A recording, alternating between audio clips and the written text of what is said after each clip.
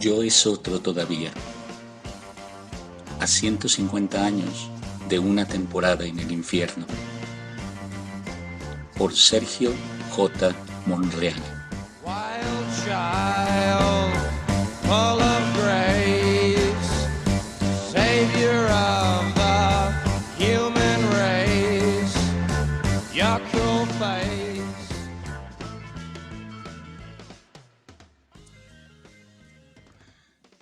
Yo tuve la cara de Rambo a los 17 años. Por supuesto, todos la tuvimos.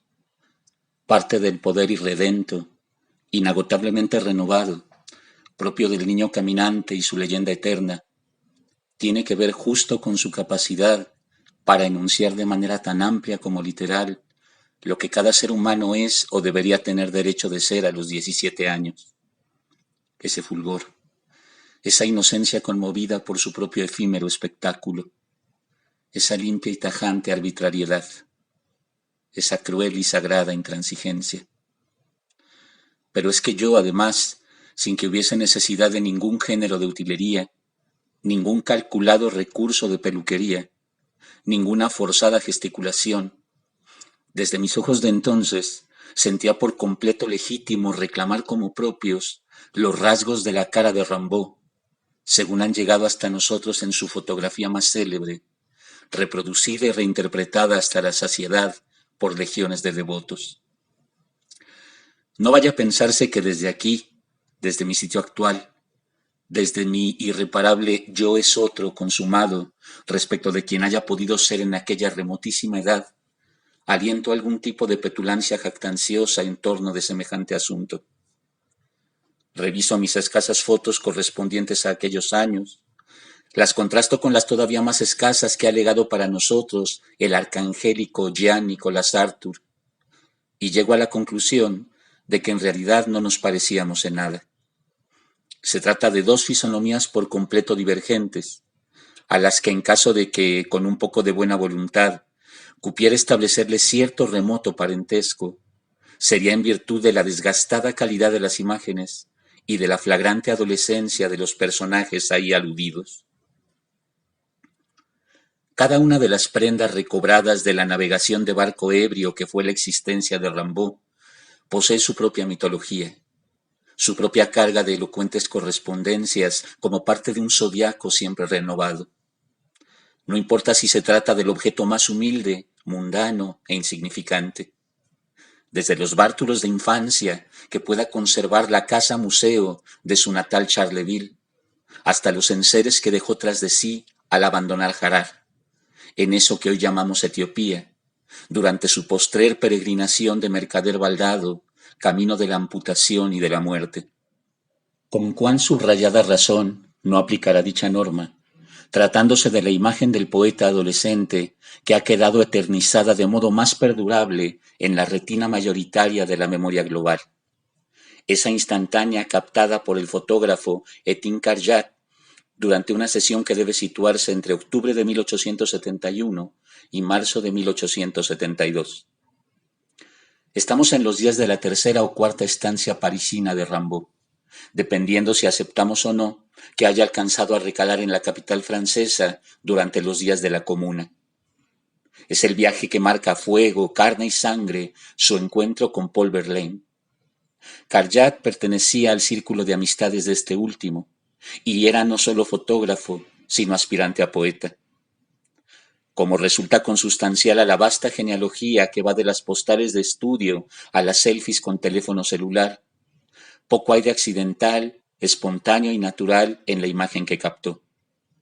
Se trata de una pose prefabricada, una impostación buscada, lo cual de ninguna manera hay que entender, sin embargo, como sinónimo de inauténtica. Durante el siglo XIX, fotografiarse representaba para el común de los mortales una efeméride de capital importancia, equiparable sin duda a la de verte retratado por un pintor. Fijar tu imagen perdurablemente para el ojo propio y ajeno estaba lejos de ser algo de todos los días. En este caso particular, hay que considerar, tanto para la pose como para los retoques post-revelado, no solo la voluntad de modelo y retratista, sino la presencia de Verlaine en la sesión, a manera de demiurgo y director de escena. Según algunas investigaciones, dicha fotografía podría haber sido concebida antes incluso de que ambos poetas llegaran materialmente a encontrarse. Durante los prolegómenos de ese nuevo arribo de Arthur a la capital francesa, integrada a la correspondencia que ambos poetas habían comenzado a intercambiar, habría viajado otra postal suya, captada previamente en Charleville. Verlaine, consagrado a preparar la presentación en sociedad del joven genio cuyos versos lo deslumbraran, habría a su vez entregado la postal a Carjat, a fin de que éste procediera a la impresión de varias copias, a manera de tarjetas de visita. Otras fuentes consideran más viable que la entrega de dicha postal haya tenido lugar estando ya Rimbaud en París. Con esa imagen dando vueltas en su alma y su cabeza, Verlaine habría venido prefigurando la composición del icono en blanco y negro, a la postre venerado por miles. No obstante, la versión más aceptada es aquella que sostiene que ambas fotografías fueron tomadas por Étienne Carjat en el transcurso de una misma sesión, sin importar que una de ellas muestre al retratado con corbatín y la otra no. Las posibles diferencias entre ambas corresponderían justo a los trabajos de composición y de retoque antes señalados. Esa imagen sin corbatín, hipotéticamente previa, que yo no conocí sino años después de mi primer encuentro con Rimbaud, termina echando por tierra cualquier alegato de semejanza entre nosotros. Si la otra fotografía, la famosa, la mítica, la celebérrima, acaso da para sostener, así sea con alfileres, la idea de cierta vaga afinidad, aquí no queda margen para ningún piadoso equívoco. Arthur y yo estábamos lejos de parecernos a los 15, a los 16, a los 17 años. La fisonomía de nuestra ilesa adolescencia a cámara la delineaban trazos harto dispares. Puestos a defender el espejismo del cual tan convencido estaba aquel otro que un día fui, podría arguir que al Rimbaud que sí me parecía era al inmortalizado por el artista Henri Fantin-Latour en el óleo Un rincón de la mesa, su única pintura conjeturalmente inmortal. De hecho, la conjetural inmortalidad de la obra obedece en exclusiva al hecho de que figuren en ella Rimbaud y Verlaine. Ni el apenas correcto y cumplidor Fantin-Latour, ni los otros personajes que aparecen posando, consiguieron salvarse del olvido, excepto como referencia especializada para eruditos o nota de pie de página en las biografías de ambos poetas. Ni siquiera en el oído de la mayor parte de quienes se consagran hoy al oficio literario, producen mayor eco los apellidos Aicard, Blemont, Elsear, Pelletan, d'Herbilly o Ballard. ¿Acaso les hubiera convenido a ellos también tomar la misma determinación del igualmente olvidado Albert Merat, quien debía figurar en el extremo derecho del óleo, donde lo que observamos es un jarrón con flores, pero que se negó a aparecer retratado en la misma pintura que Rimbaud? Las groserías, las agresiones y los desplantes del niño prodigio, llegado desde las Ardenas, habían agotado con una celeridad vertiginosa la paciencia de cuanta gente le trató en París, exceptuando a Verlaine y alguno más. Étienne Carjat mismo destruyó en un arranque casi todos los clichés rimboldianos que obraban en su poder, luego de una trifulca durante la cual, con alevosía, bajeza y a traición, el muchacho le hiriera levemente. Sí, creo que a partir de esa esquina de tela al óleo, con algo de buena voluntad, cabe hallar algún mayor margen de semejanza, o mejor digamos algún menor margen de desemejanza, entre Arthur y yo. Y ya lanzados por tal ruta, con afán de insistir todavía más en nuestra menor desemejanza, podré incluso convocar a manera de testificación alguna sugestiva anécdota afín, propicia a subrayar el espejismo. Por ejemplo, las manos. Stéphane Mallarmé no llegó a tratar a Rimbaud, pero alcanzó a coincidir con él una noche, poco tiempo después de su arribo a París, durante alguna de las tertulias literarias de la Bohemia parnasiana. Un cuarto de siglo más tarde, en una semblanza consagrada a la vida y la obra del monstruo ya fallecido, evocó por escrito aquel encuentro, suscribiendo en lo básico las descripciones salidas de la pluma de Verlaine y añadiendo de su cosecha algunos rasgos más. En términos de disposición y actitud, Mallarmé cree haber advertido en el joven cierto orgullo malvado de la bandera pueblerina. En términos físicos, lo que más le llamó la atención fueron sus manos cubiertas de sabañones a causa del frío. Yo, a rachas, Sufrí de lo mismo desde los inicios de la pubertad hasta casi los 20 años. Apenas aproximarse los invernales descensos de temperatura, no era extraño que la piel del dorso de mis manos principiara a ponerse áspera y a inflamarse hasta de plano sangrar. Pero a los 17 yo no había leído el comentario de Mallarmé. Tampoco conocía la existencia del óleo de Fantin-Latour. Así que no tenía manera de apropiarme por consonancia aquellos sabañones en las manos, ni aquella pose en la esquina de la mesa. Además, nada tenían que ver conmigo ni la armoniosa complexión casi atlética, ni las manos y los pies enormes que Verlaine y Mallarmé coinciden en describir. Lo cual, empero, no impedía que yo sintiese en mi cara el mismo rostro de Rimbaud. Para justificarse, a aquella convicción, confusión o como gustemos llamarle, le bastaba en términos visuales el icónico retrato del Arthur adolescente. Por supuesto, algún estímulo previo hubo para llegar a tamaña fe. El segundo o tercer grado de preparatoria había puesto en mis manos, vía fotocopia, el más célebre fragmento de las cartas llamadas del vidente. En este caso, la dirigida por Rimbaud a Paul Demeny, el 15 de mayo de 1871. 100 años, un mes y 2 días antes de que yo naciera. Durante algún tiempo me gustó fantasear con que Demeny había leído la carta por vez primera el 17 de junio, justo en el primer precentenario de mi llegada al mundo. Pero jamás existió margen alguno que otorgara viabilidad a semejante hipótesis. Tratándose del medio fundamental de comunicación en la Francia del siglo XIX, el correo representaba una institución en extremo eficiente, incluso estando de por medio la guerra franco-prusiana. Así lo prueba el episodio de la primera fuga parisina del vidente vagabundo. Entre el 29 de agosto y el 26 o 27 de septiembre de 1870, los servicios postales permiten que Arthur escriba desde prisión pidiendo auxilio a su joven profesor Georges Isambard, que Isambard, desde Douai, le remita dinero y le escriba a su madre en Charleville, rindiéndole parte, y que a su vez la madre escriba presionando para que el fugado retorne de Douai sin dilación alguna. Antes de terminar septiembre, está ya de regreso en el hogar materno. ¿Acaso resulte más verosímil conjeturar que el 17 de junio Demeny hubiera leído más bien una carta posterior, remitida el día 10, en la que Arthur le ruega quemar todos los versos que le regalara al conocerlo durante su estancia en Douai 9 meses atrás? Menos convencionalmente climático, pero igual de seductor y sugestivo, resulta imaginar que lo que Demeny leyó un siglo exacto antes de la fecha de mi nacimiento fue alguno de los poemas incorporados a la misiva. Por ejemplo, aquel de los poetas de 7 años, donde Arthur recapitula con perturbadora clarividencia algunas estampas de su niñez, reivindicando de paso para la infancia toda ese inalienable derecho de madura sombra que la perspectiva adulta ha gustado siempre escatimarle. Il écoutait grouiller les galeux espaliers.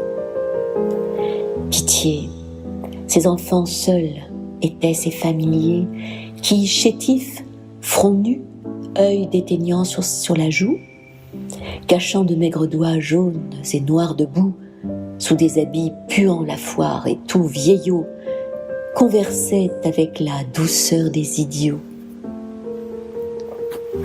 Et si, l'ayant surprise à des pitiés immondes, sa mère s'effrayait, les tendresses profondes de l'enfant se jetaient sur cet étonnement. C'était bon. Elle avait le bleu regard qui ment. Escuchaba bullir roñosos espaldares de los niños vecinos que eran sus familiares, con su mirar medroso y su sucia mejilla, escondiendo sus manos manchadas por la arcilla, hediendo sus vestidos a caca, avejentados, hablando con dulzura, como idiotizados. Pero si descubierto en piedad tan inmunda, su madre se indignaba, la compasión profunda del niño se volcaba sobre la pobre gente, y a la madre le daba la mirada que miente. Sí, mejor ensoñarme de modo ideal con que el centenario 17 de junio previo a mi nacimiento alguien leyó por vez primera tamaños versos, que remitirme documentalmente al contenido que los diarios parisinos ofrecían ese día, consagrados todos a glosar los trabajos de reconstrucción de la ciudad devastada, a congratularse por el exterminio total de los últimos saldos de la comuna y a hacer votos para que su rastro acabara por desvanecerse lo más pronto posible. Una página de la Ilustración consigna visual y narrativamente, a través de un grabado y una breve nota, el episodio correspondiente a la cacería de los últimos sublevados por las catacumbas de París. Horrible debió ser esta lucha suprema, a la roja luz de las antorchas, iluminando extrañamente los rostros contraídos de los combatientes. Patadas furiosas, gritos de ira y gritos de dolor, gemidos de agonía y el repiqueteo de las bayonetas y las detonaciones. ¡Qué escena! Todo esto en los largos pasillos de las criptas llenas de huesos, bajo la mirada misma de los muertos, inquietos en el reposo que les había sido prometido. Desde Charleville, Rimbaud había imaginado esas persecuciones, esa devastación, esas sombras y estertores, esa ciudad brutalmente devuelta a la atroz legalidad de los poderosos, tras las febriles y exaltadas horas de la insurrección popular. Sus correspondientes visiones quedaron consignadas en un poema titulado La orgía parisina o París se repuebla, incluido entre aquellos que en septiembre enviaría como carta de presentación para Verlaine, pero escrito desde mayo. Ô cité douloureuse, ô cité quasi morte, la tête et les deux seins jetés vers l'avenir, ouvrant sur ta pâleur ces milliards de portes, cité que le passé sombre pourrait bénir. Oh ciudad dolorida, oh ciudad casi muerta, con tu rostro y tus pechos de cara al porvenir, ofrecida a la noche de 1000 puertas vacías y que un pasado horrible podría bendecir. Esos versos me hacen pensar en otros versos, escritos 12 años antes de este lado del mar, por el entonces joven estudiante de Derecho Ignacio Manuel Altamirano, tras la masacre de los llamados mártires de Tacubaya, a manos del ejército conservador, en uno de los episodios más turbios de nuestra guerra de reforma. Ilumínate más, ciudad maldita, ilumina tus puertas y ventanas, ilumínate más, luz necesita el partido sin luz de las sotanas. Por supuesto, no hay punto alguno de comparación en términos de manufactura ni de visión poética. El propio Altamirano se aprestó desde el primer momento a reconocer el escaso valor literario de su cuarteta, lo cual no impide que ambos fragmentos estén hablando en buena medida de lo mismo, lo cual no impide que Arthur acaso haya conseguido articular con cabal hondura cuanto el autor de El Zarco y La Navidad en las Montañas sentía, miraba y le hubiera gustado poder decir aquella noche. Sería excesivo, impreciso y riesgoso pretender fijar a Rimbaud en una primordial tesitura de rebeldía política y social, tanto como circunscribirlo al perfil bohemio más convencional de lo que suele entenderse por poeta maldito. Tal apuntan estudiosos como Jacques Rivière o Javier del Prado, la cólera rimbaldiana corresponde antes que nada al orden metafísico, y su rebeldía ha de entenderse histórica en el sentido más amplio del término, es decir, aquel que remite a las grandes travesías espirituales de la especie humana. Es desde dicha amplitud que consigue tajar verticalmente, con honda y siempre renovada pertinencia, los espacios de la circunstancialidad autobiográfica individual y de la coyuntura sociopolítica. Sin embargo, resulta de lo más lógico y natural comenzar a apropiarnos de Rimbaud desde nuestras sublevaciones personales e ideológicas más inmediatas y sentirlo literalmente remitido a ellas. Creo que la mayoría de nosotros iniciamos identificándolo como portador de certezas categóricas y respuestas inobjetables, antes de descubrirlo como demiurgo de un explosivo cóctel de preguntas imposibles de contestar. No de otra suerte me sucedió, al menos a mí. La fotocopia que me lo presentó en segundo o tercero de preparatoria no contenía completa la carta dirigida a Paul Demeny, sino solo aquel tramo donde un Arthur todavía de 16 años plantea su programa del poeta como vidente. 2 párrafos apenas, de los que recupero las líneas estelares. El poeta se convierte en vidente en virtud de un largo, inmenso y razonado trastorno de todos sus sentidos. Tiene que buscar todas las formas de amor, de sufrimiento, de locura. apura todos los venenos para no conservar dentro de sí más que la quinta esencia de ellos. Inefable tortura para la que el poeta necesita de toda la fe, de toda la fuerza sobrehumana. De ahí que se convierta entre todos los hombres en el gran enfermo, en el gran criminal, en el gran maldito, pero también en el sabio supremo. Como no se acredita al traductor del fragmento, asumo que la versión corresponde a Adolfo Sánchez Vázquez, pues la fotocopia, lo mismo que todas las que se habían distribuido entre el resto de la clase como temas de exposición, correspondían a una antología de textos de estética y teoría del arte, elaborada por él para la UNAM en 1972. Muchas pertenencias he extraviado de esas lejanas horas, correspondientes a 1988 o 1989. Probablemente casi todas, pero conservo la fotocopia.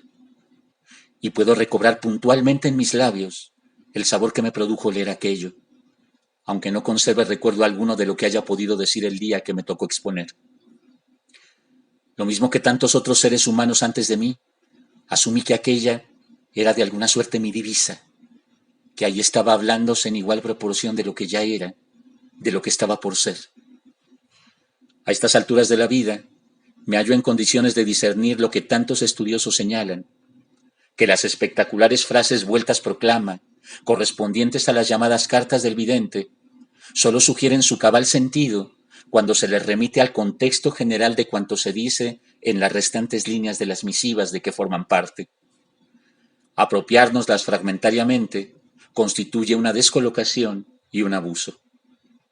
Sobre la base de dicho entendimiento, considero sin embargo comprensible dicha descolocación y legítimo dicho abuso. Rimbaud les escribe a Isámbar y a Démeni no para compartirles una ensoñación lírica, sino para ponerlos al tanto de un puntual programa de escritura, sustentado en el erudito conocimiento que su precocidad ha logrado otorgarle de la poesía francesa acumulada en lo que hasta ahí va del siglo XIX. No obstante, para la inmensa mayoría de las personas eso carece de cualquier relevancia la primera vez que se topan con lo del inmenso y razonado trastorno de todos los sentidos. Así pasó conmigo. Las líneas extraídas de la carta del vidente procedieron a revelarme con una transparencia que sentí rotunda, impermeable a todo discernimiento reflexivo y toda explicación coherente, hasta qué punto era yo como Rimbaud.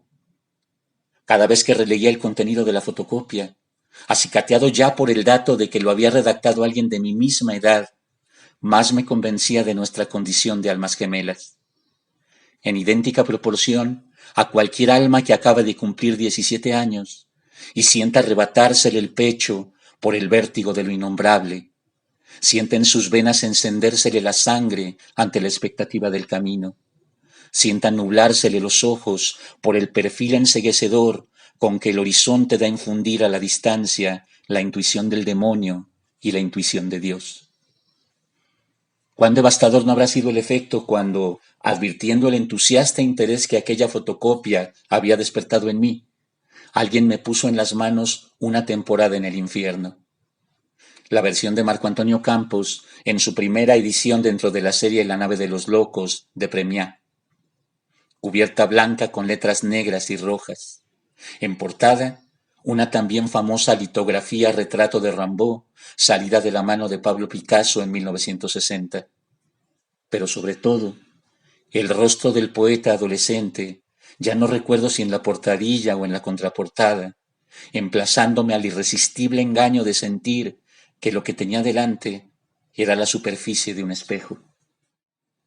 Volvamos a mirar una vez más la famosa instantánea. Un solo vistazo basta para descubrir o confirmar por qué es que el mundo decidió cifrar en ella la arcangélica hora de un Arthur asomado al infinito desde la cúspide de su ser, hacer y decir poéticos.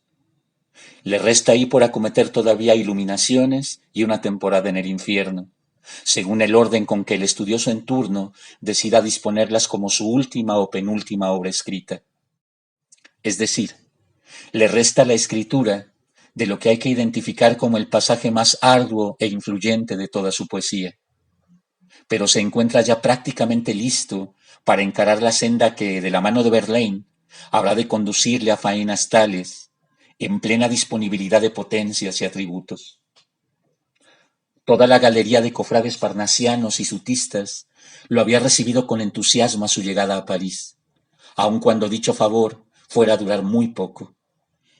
Con esas ansias de fabulación simplona y fácil geometría, hacia las cuales Rimbaud parece orillarnos tarde o temprano a todos sin remedio, hay quien sostiene que la foto en cuestión fue tomada justo tras la primera lectura del Barco Ebrio, y que todos los bohemios reunidos por la tertulia de Les Vilains Bonshommes, poetas o no, llevaron en triunfales andas al muchacho hasta el estudio de Tincarjat.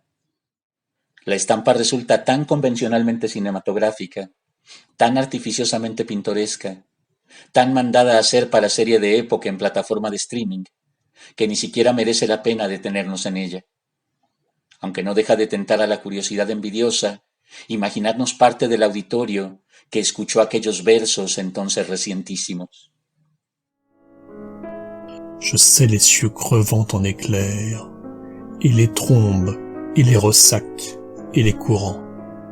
Je sais le soir, l'aube exaltée ainsi qu'un peuple de colombes, et j'ai vu quelquefois ce que l'homme a cru voir. Conozco los cielos rajándose en rayos y las trombas y las resacas y las corrientes.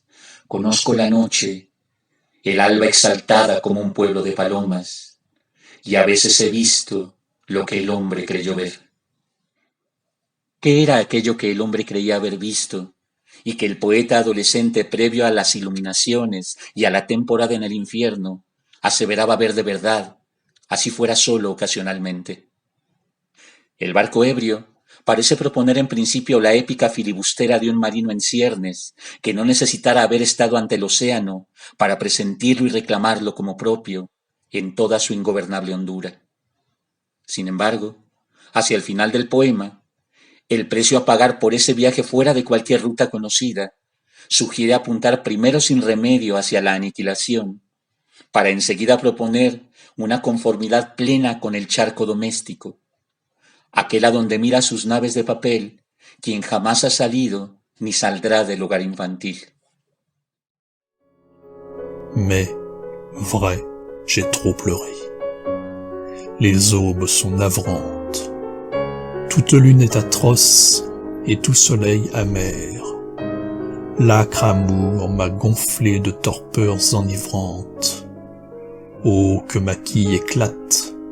Oh, que j'aille à la mer!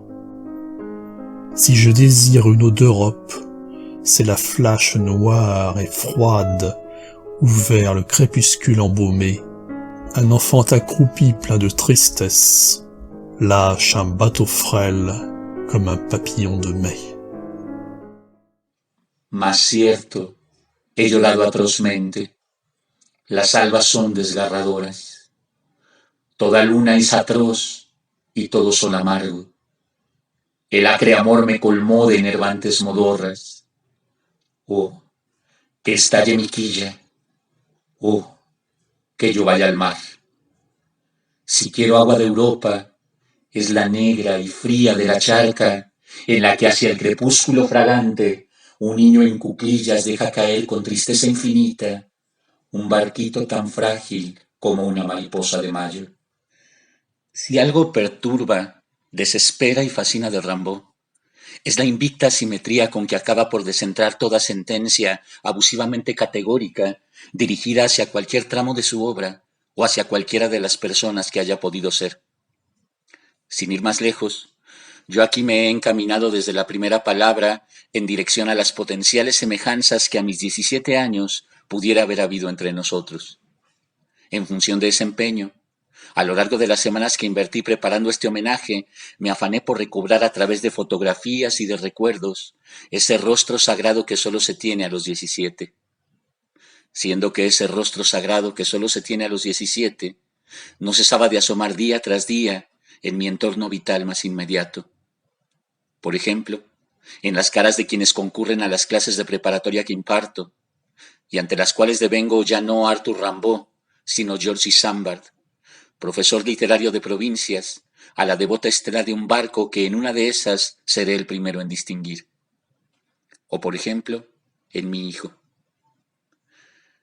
Me causa cierto pudor consignarlo, porque a final de cuentas él también dejará de tener 17 años, igual que le sucede a todo el mundo.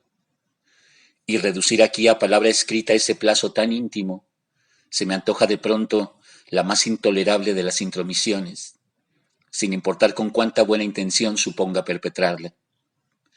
Pero dicho quedó ya, irremediablemente. Mi hijo ha tenido, mientras a mí me ocupaban los trabajos de esta conversación a propósito de Rimbaud, 17 años. A hurtadillas he venido contemplándolo, recién salido de su recámara o recién llegado de la calle, reflejado en el plato de junto, izado hacia las ventanas que compartimos o recluido tras las puertas que solo a él le pertenecen. Y he advertido con plena nitidez hasta qué punto le relumbra en los ojos el mismo patrimonio de sabidurías, soberbias, zozobras y estupores de Rimbaud a su edad. Decida o no leer alguna vez algo de lo muy justo que Arthur escribió, algo de lo demasiado que a propósito de Arthur no cesamos a diario de escribir. En cuanto a mí, tratándose de nosotros dos, resulta absurdo que pretenda ubicarme del lado del poeta adolescente, cuando bien a las claras me corresponde, inapelable, el lado de su madre, Vitaly Cuif.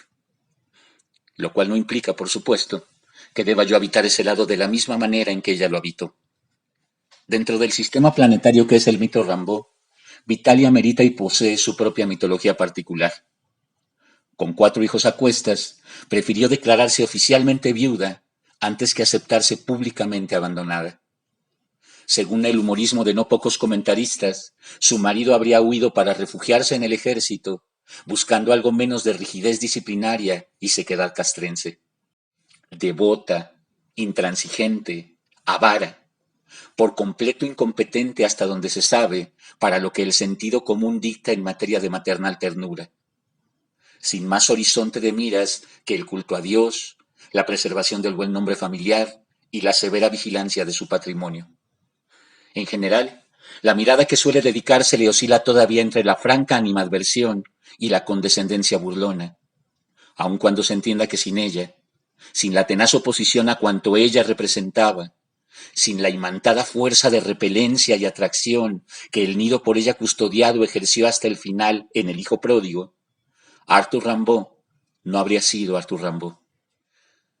Más sugestivo resulta el punto de vista de Pierre Michon en su espléndido Rimbaud el hijo, cuando casi de entrada plantea que Arthur fue siempre en buena medida Vitaly, haciéndonos notar que una indagación biográfica de su sentencia «yo es otro» no puede inaugurarse sino partiendo de la mujer y el hombre que lo trajeron al mundo.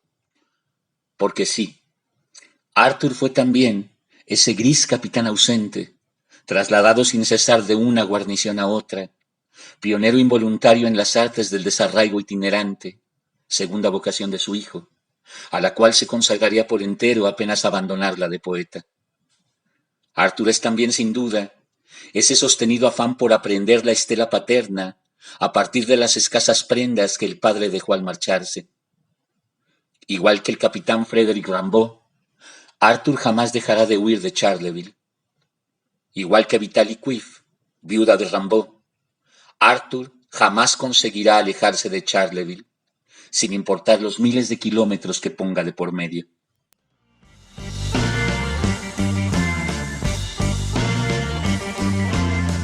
Natural child, terrible child, not your mother's, oh, yo, father's child, yo, our child, screaming wild.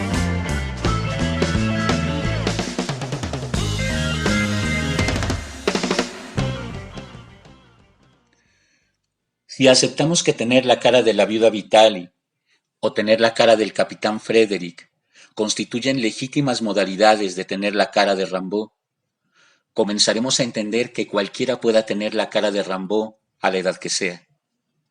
La cuestión apuntaría entonces a si estaremos en disposición de arrostrar la cara de Rimbaud que entre todas nos corresponda al momento, abrazando su correspondiente porción de enigma. Porque al hablar de la cara de Rimbaud, en principio acudimos por automático reflejo al Arthur que atraviesa como un limpísimo meteoro la estación que va de los 16 a los 19 años, dejándole a la poesía en el camino una de sus huellas más esenciales, siendo que, como cara de Rimbaud, cuenta también cualquiera de las que alcanzó a construir a lo largo de sus 37 años de morar sobre la tierra. Tratándose de Arthur, igual que sucede con cuantos participan de su peculiar estirpe, como Strindberg, como Nietzsche, como Artaud, dialogar con la obra exige irrecusablemente dialogar también con la vida más allá de la obra. Evitemos equívocos.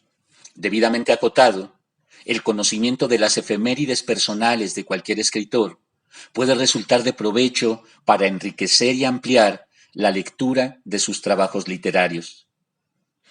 Pero en la inmensa mayoría de los casos, aun cuando tengamos la impresión contraria, es lícito arrostrar la obra prescindiendo de la vida. Llevamos 3000 años leyendo a Homero, sin saber a ciencia cierta quién haya podido ser. Para leer Madame Bovary, no hace daño conocer la biografía, por lo demás apasionante, de Gustave Flaubert, pero tampoco resulta indispensable, excepto si te desenvuelves profesionalmente en la literatura, la investigación o la academia. Millones de seres humanos han sido capaces de obtener provechosos hallazgos a partir de la lectura de Frankenstein, sin contar con mayor referencia a propósito de la vida de Mary Shelley. Semejante operación resulta imposible tratándose de Rimbaud. Y en esa misma medida, pocos autores tan susceptibles como Rimbaud de ver tergiversadas las implicancias estrictamente poéticas de su obra, en virtud de la fascinación y el entusiasmo que provoca en automático el torbellino que fue su vida. Extraña resulta hoy la tajante exclusión que en las páginas del Hombre Rebelde Albert Camus pretendió establecer entre los dos Rimbaud más ostensibles, el que de 1869 a 1873, de los 16 a los 19 años, no quiso existir sino para la poesía, y el que de 1874 a 1891, de los 20 a los 37 años, existió y dejó de existir, afectando la más escalofriante indiferencia jamás vista hacia la poesía. Camus llega a aseverar que la preservación del mito de Arthur como oráculo fulgurante, hombre rey en la tierra sin dioses, impone olvidarse de las cartas que remitió desde su postrer reclusión en Abisinia. Hoy, sea cual sea la propensión interpretativa del comentarista en turno, esas cartas tienden a verse consultadas con la misma meticulosidad, el mismo sobrecogimiento y el mismo entusiasmo febril que los poemas. Y aquello de hombre rey en la tierra sin dioses remite con equitativa elocuencia al andarín adolescente que llevaba sus folios de versos bajo el brazo y al mercader treintañero que afrontaba las hostiles intemperies etíopes, portando siempre con desconfianza sus 8 kilos de oro atados al cinturón. El pensador franco-argelino minimiza el misterio de esa radical mudanza como algo que puede hallarse en cualquier persona común y corriente, cuya brillantez juvenil acabe marchitada por las mezquindades de la domesticidad adulta, y le irrita sobremanera el empeño de quienes se afanan por hallar ahí la cifra de una presunta continuidad rebelde. Quizá no deje de asistirle algo de razón. Tal apunta José Emilio Pacheco, la dualidad poético-existencial de Rimbaud vino a resultar peculiarmente maleable para que cada cual creyera hallar en ella la confirmación de sus respectivos presupuestos, fueran estos los que fuesen. Arthur Rimbaud puede ser todo para todos. Hay un Rimbaud para los católicos, los marxistas, los esotéricos, los que creen en la poesía y los que afirman su inutilidad. Puede ser visto como un heraldo de la comuna y de las comunas, el profeta, el modelo de la rebelión juvenil. Está disponible para que nos muestren el fracaso de las rebeliones individuales, la fuerza todopoderosa de la recuperación y el conformismo. ¿Cómo atinar ante tal galimatías una brújula mínimamente legítima desde la cual interrogarlo? Sin duda, dicha brújula hay que ubicarla en la propia obra escrita por el Arthur adolescente. Las piezas del modelo para armar que es Rimbaud se hallan todas mutuamente condicionadas y resulta imposible separarlas, pero la poesía lleva mano. No nos ocuparíamos en lo absoluto del viajero y del mercader si no hubiera habido poeta, aunque de inmediato se imponga añadir que sin el mercader y el viajero, difícilmente el poeta no se exaltaría y no se exasperaría hasta el extremo que lo hace. La escritura literaria de Arthur adquiere un significado por completo distinto si lo ficcionamos fallecido en plenitud y en ejercicio, a la manera de James Dean o José Carlos Becerra, o si imaginamos que hasta su muerte hubiese continuado pergeñando nuevas piezas literarias. Su radical autoexilio no es el de cualquiera, aun cuando cualquiera pueda reclamar el derecho de ver reflejados en él los suyos propios. Se trata del autoexilio de alguien que, inconforme con volverse un poeta más entre el resto, quiso hacer de sí mismo la poesía, y que tras lograrlo, renunció a la poesía para toda la eternidad, sin que vayamos jamás a saber si lo hizo desde una trágica coherencia programática, desde una satisfecha conciencia de trabajo cumplido, desde un prometeico heroísmo de tránsfuga indomable, desde un fastidiado desdén de adulto con resaca, o desde un llano y anticlimático abandono por desinterés. La encrucijada clave, fechable entre 1872 y 1873, es aquella donde alcanza su culminación como poeta y comienza así a dejar de serlo. La encrucijada desde la cual escribe y le arroja al mundo tanto iluminaciones como una temporada en el infierno. Mi entusiasta y plácida convicción de mimetismo hacia Rimbaud, aquel año de 1988 o 1989, se trastornó radicalmente apenas pasé de la foto de la contraportada y el dibujo de la portada a las páginas propiamente dichas del libro que acababan de prestarme.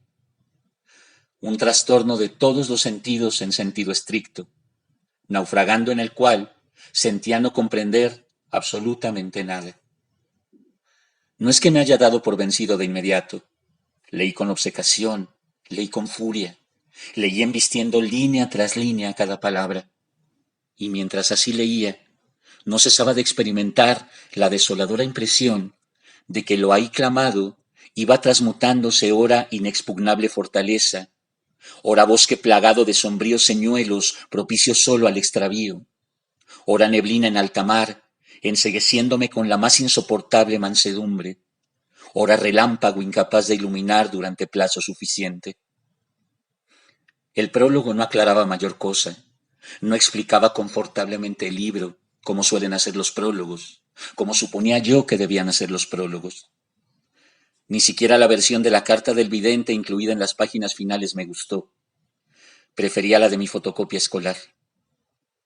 Probé suerte con iluminaciones, en la versión de Cintio Vitier publicada dentro de la misma colección, acompañada también por la misma mítica fotografía, ya por cierto para entonces no tan familiar, sino progresivamente intimidatoria.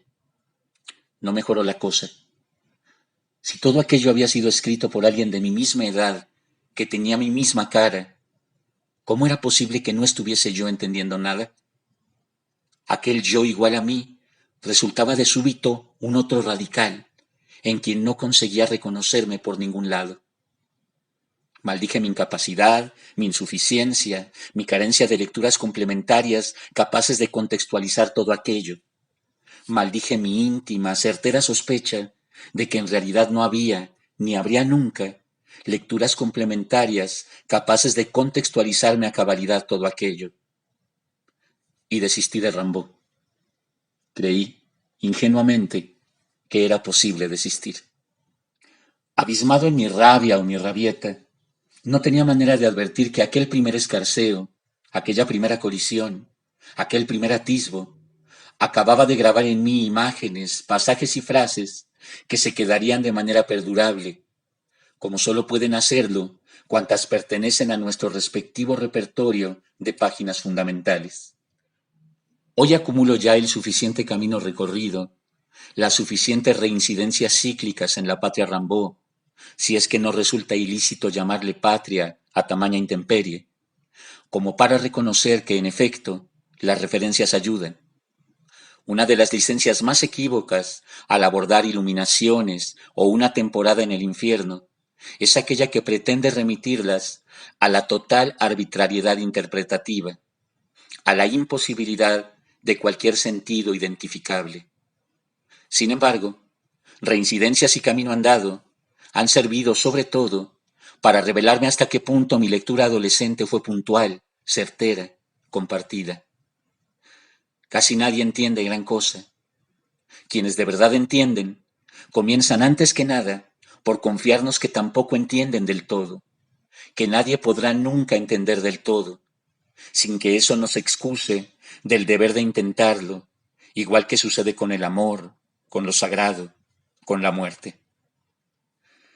Los versos que Rimbaud acuña ya bajo el directo influjo de su convivencia personal y artística con Verlaine van internándose en zonas progresivamente insondables, donde cada vez resulta más complejo remitirse a marcos circunstanciales claros.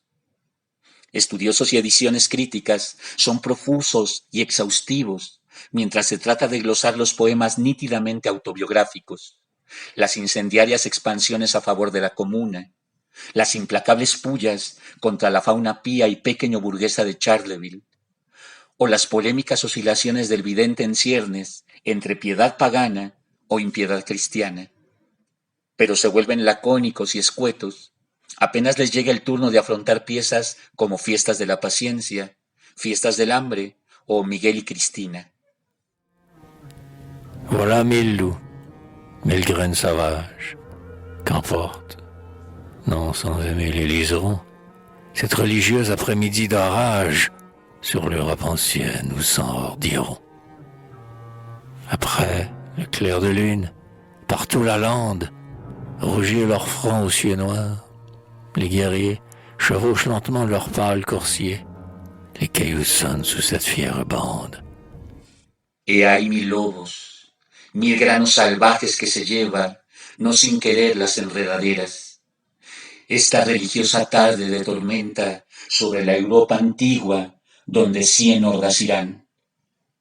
Después, el claro de luna, en toda la landa, enrojecidos y sus frentes a los cielos negros, los guerreros cabalgan lentamente sus pálidos corceles, los guijarros resuenan bajo esta fiera banda. Es entonces que los críticos se habitúan a apelar a términos tales como sentido incomprensible, extrema oscuridad, significación imposible de determinar. No obstante, un poema en verso, por más impenetrable que resulte su contenido, siempre provoca la impresión de que podemos volverlo propicio al análisis puramente formal. Siempre parece brindarnos a manera de tranquilizador refugio su sometimiento o su rebeldía ante la métrica, la rima, la estratificación estrófica, los deslices prosódicos, las audacias visuales. Para el caso de Arthur, es en la prosa de Iluminaciones y Una temporada en el infierno donde semejantes asideros amagan desaparecer. Por supuesto, también aquí los estudiosos y las ediciones críticas han hecho hincharse hasta la desmesura los pies de página. Cada frase y aun cada palabra amerita exhaustivas exégesis. Sin embargo, incluso el comentarista más petulante y seguro de sí mismo queda orillado a admitir el estatus meramente aproximativo de la mayor parte de sus aseveraciones.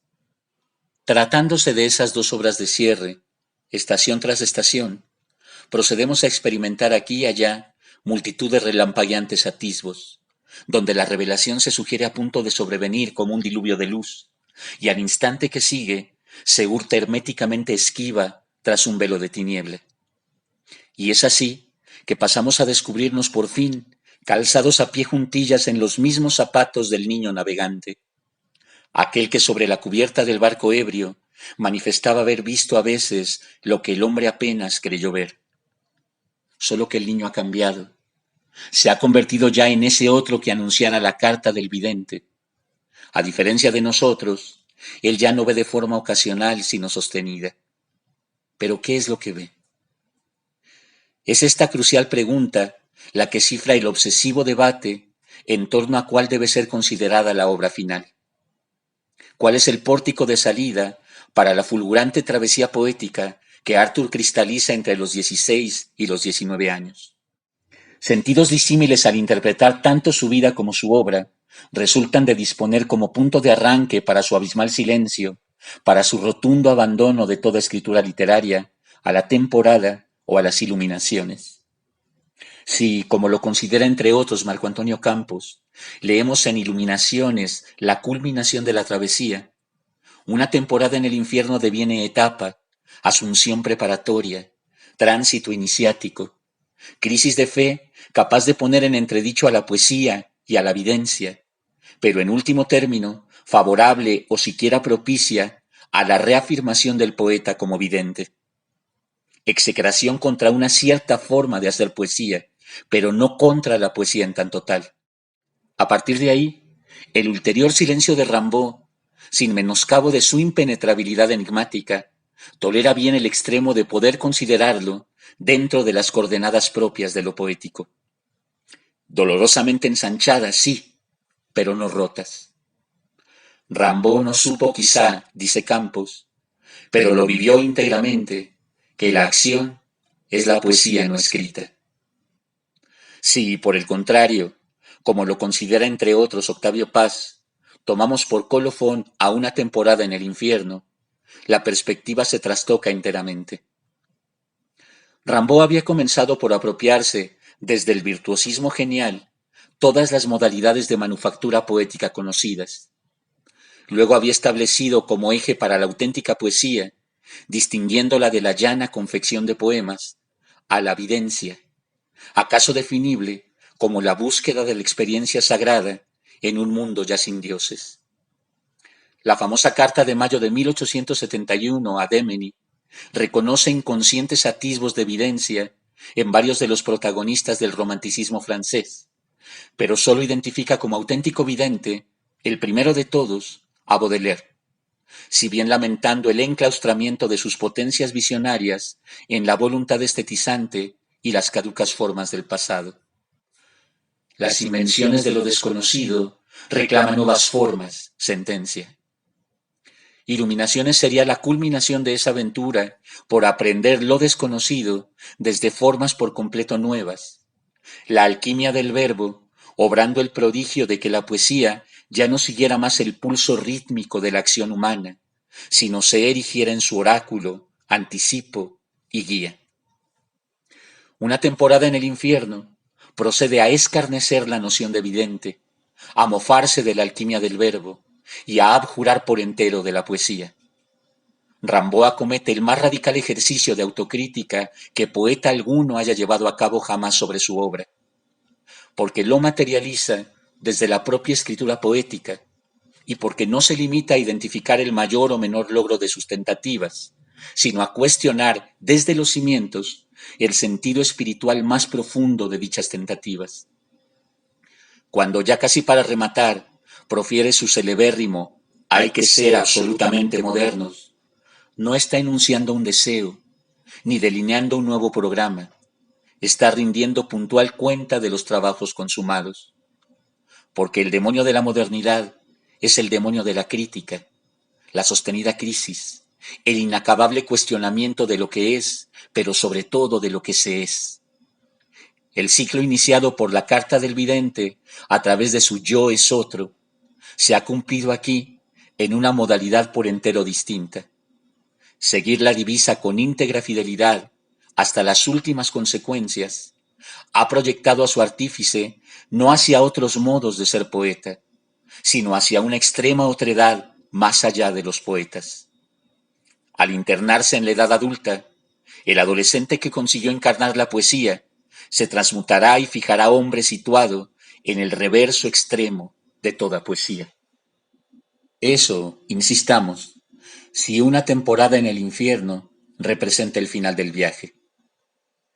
No resulta sencillo plantearnos ser poetas después de algo así.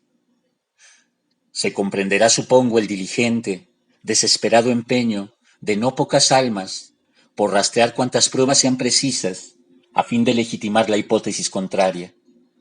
Que el infierno solo representó, tal el propio título lo indica, una temporada, un transitorio paréntesis, que terminado el diluvio, o tan pronto como la idea del diluvio se sosegó, para emplear la frase con que arranca el texto elegido para encabezar Iluminaciones, Arthur restituyó, se restituyó y nos restituyó a todos la noción de vidente, que la amplió incluso para admitir por poesía manifestaciones ajenas a la escritura, que él continuó siendo poeta todo el tiempo, solo que de una manera distinta, solo que a través de formas efectivamente nuevas, hasta la amputación de la pierna, hasta la agonía, hasta la aceptación o petición de un confesor, hasta la última duermevela delirante, hasta la carta dictada a su hermana Isabel en vísperas de, ahora sí, el final definitivo. Esa patética carta comercial de moribundo, hoy también célebre, que comienza diciendo: un lote, un colmillo; un lote, 2 colmillos; un lote, 3 colmillos; un lote, 4 colmillos; un lote, 2 colmillos. Señor director, quiero preguntarle si no he dejado nada en su cuenta. Los misterios poéticos de Iluminaciones y Una temporada en el infierno, cada uno en sí mismo, cada uno en relación con el otro, cada uno como parcial provincia incorporada a un único misterio común, impelen a proyectarnos más allá de la página escrita, si bien llevando todo el tiempo la página escrita a manera de abstrusa cartografía, en pos del largo epílogo de silencio que sobrevino tras ellos.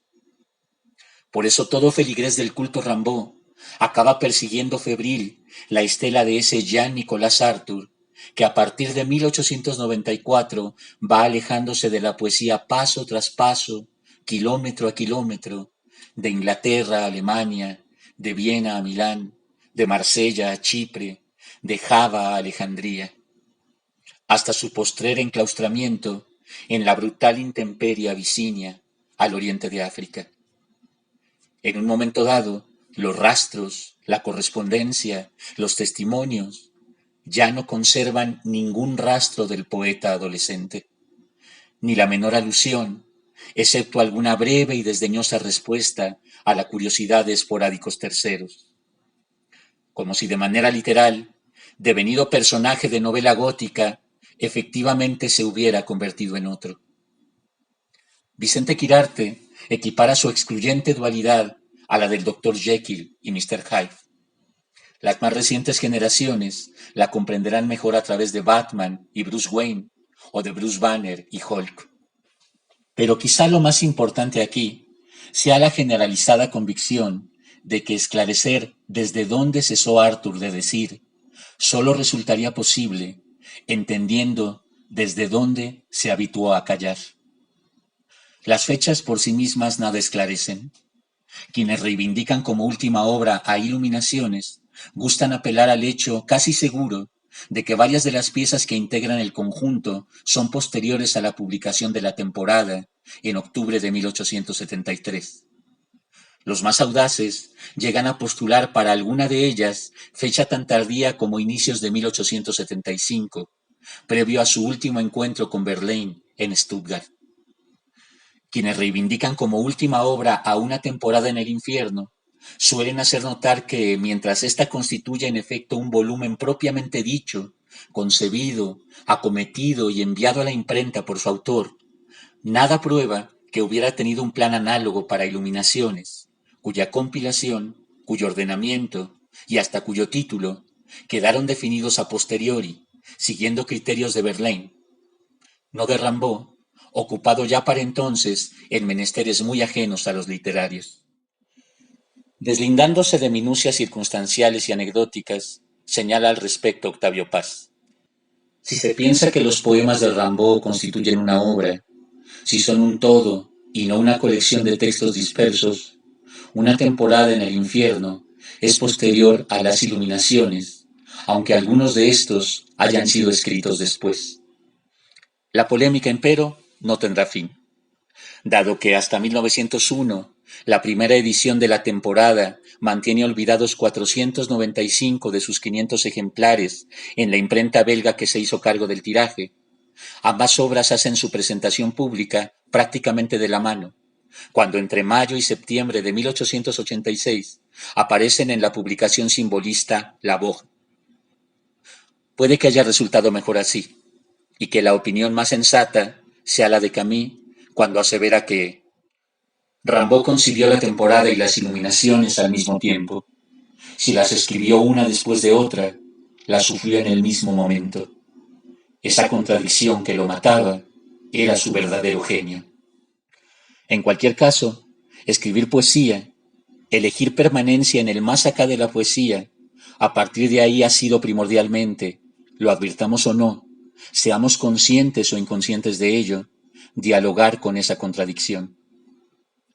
Fernando Pessoa compartirá el afán temprano de Arthur por erigirse poeta total de su lengua y regenerador espiritual de su tradición cultural, en este caso la portuguesa. Para superar la irresoluble contradicción rimbaldiana o para proyectarla a nuevos planos de problematización, más acordes con la multiplicidad y la simultaneidad del siglo de la bomba, apelará a la sencillez genial de añadir una sola letra. Ya no yo es otro, sino yo es otros. Axioma base de la heteronimia que lo pluraliza en varios poetas claramente diferenciados y autónomos. Vicente Huidobro enmarca la totalidad del drama rimboldiano en el contexto de un único poema. Altazor arranca su tránsito iniciático, identificando la senda que va del hombre al poeta y del poeta al mago, de la caída libre al paracaídas y del paracaídas al parasubidas. Pero el final de la travesía depara la misma inquietante ambigüedad del silencio abisinio de Rimbaud.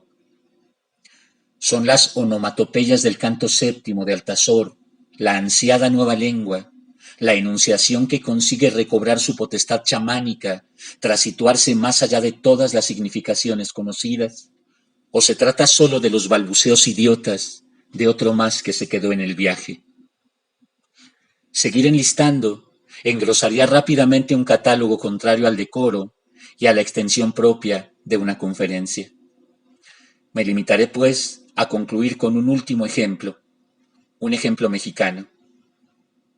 Tras el último aleluya proferido en Muerte sin fin de José Gorostiza, ignoramos si la unidad primordial se ha visto restaurada y si, sobre las aguas indistintas, la voz del poeta ha sido capaz de disponer otra vez a Dios en su potencia primera. O si, por el contrario, asistimos más bien a la definitiva imposibilidad de dicha restitución, es decir, a la disolución y la derrota irreparable de Dios, desencadenada por la soberbia del empeño creador, suyo y nuestro. La misma ignorancia que nos asiste frente al misterio Rimbaud. Luego, como recordaremos, la conocida canción final que remata el poema, aquella de la putilla del rubor helado, nos invita a todos a irnos al diablo. Y podría ser, sí, que dicha invitación constituyera la aceptación resignada del único camino posible tras la derrota. A quien intenta llegar a Dios y fracasa, poca opción le resta fuera de irse al diablo. Pero a mí me gusta más pensar que ese irse al diablo lo propone Gorostiza, lo proferimos a coro con Gorostiza cada vez que volvemos a leer Muerte sin fin, como acto de soberana renuncia y suprema libertad, tras haber efectivamente llegado a Dios, igual que hizo Rimbaud. Tan tan, ¿quién es? Es el diablo. Hay una ciega alegría, un hambre de consumir el aire que se respira. Frente a la divina eternidad ajena a plazos y a su pétrea quietud hecha toda de certezas, elegimos nuestro efímero plazo individual, hecho de instantes. Nos dejamos caer en la tentación de la carne que se gasta como una hoguera encendida. Elegimos dejar de ser arcángeles para convertirnos en hombres y mujeres hechos de tiempo y de duda. Abrazamos cada cual, con risueña osadía y doliente júbilo, aceptando pagar cuantos precios haya menester, según nos lo enseñó Rimbaud, nuestra respectiva temporada en el infierno. Wild child, full of grace, savior of the